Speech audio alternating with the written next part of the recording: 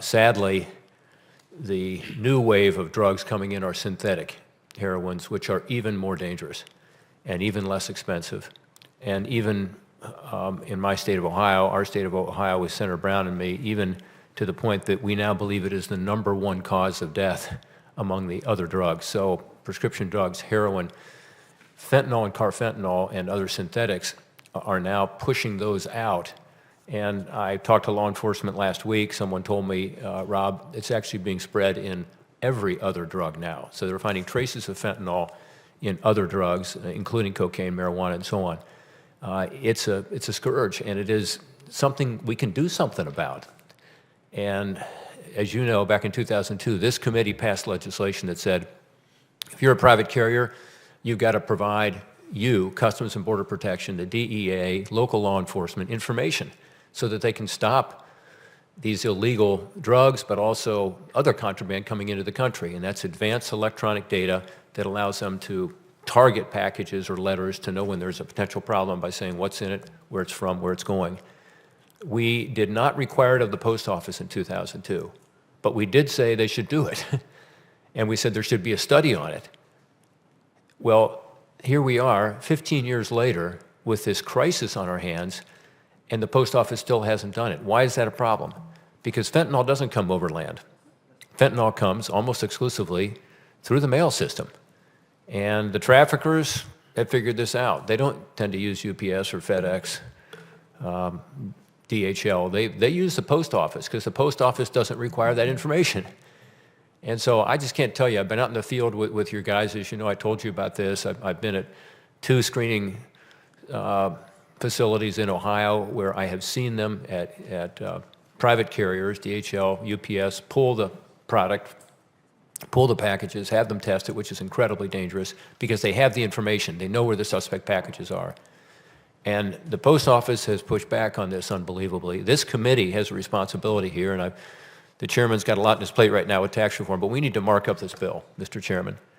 It's called the STOP Act. It's very simple. It simply says the post office should do what we suggested they do 15 years ago, and we have to do it now. This stuff is coming primarily from China, and it's coming primarily from the U.S. Postal Service, and it's going straight to P.O. boxes of traffickers and users and to abandoned warehouses in my state of Ohio. This poison is getting into our communities. It's again, the #1 cause of death now, we believe, in terms of overdoses. So, again, you and I have talked about this. I'd love for you to comment on this today and to tell us what you're going to do once we get that acting off your business card and you are able to roll up your sleeves and get engaged in helping to stop this deadly poison from coming into our communities. Thank you, Senator. Let me just say I share your concern on the scourge of fentanyl and its effect on our communities, especially in the state of Ohio, 100%.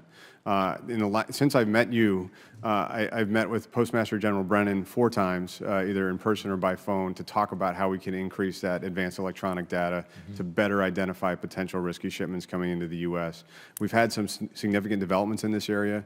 We're up to 44% of mail providing some advanced electronic data. That's a dramatic change because of China increasing their submissions. China is also the highest risk origin point for fentanyl, as you know, Senator.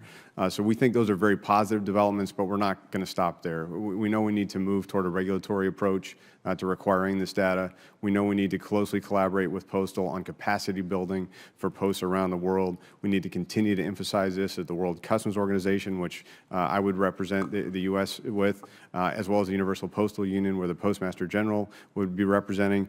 We've got to get there. We have to get comprehensive data to better target, and we appreciate your focus on that requirement in the Senate. Do you support the STOP Act? I can't support a specific piece of legislation, but I absolutely support the goals of the STOP Act and getting that advanced electronic data. And there's several other things in a strategy that we think would be helpful, along with the U.S. Postal Service and FDA, that we can offer to enhance our capability as well. Your Acting Assistant Commissioner Robert Perez testified before us at the Homeland Security Committee that the STOP Act was a good idea. So has the Secretary of DHS, both former and current. This administration needs to help us to get this thing done and to be sure that we have the requirement in law that these packages are able to be identified by your people to be able to stop this poison from coming in. I will say also, Mr. Chairman, just quickly, You know, this is an issue that crosses party lines. We have 26 co-sponsors, including members from this committee on both sides of the aisle, including Senator Brown and myself, and there's an urgency here. This is not like some other legislation we may talk to you about today. This is one that is killing people right now. We know we can help to keep some of this off the streets and at a minimum raise the price.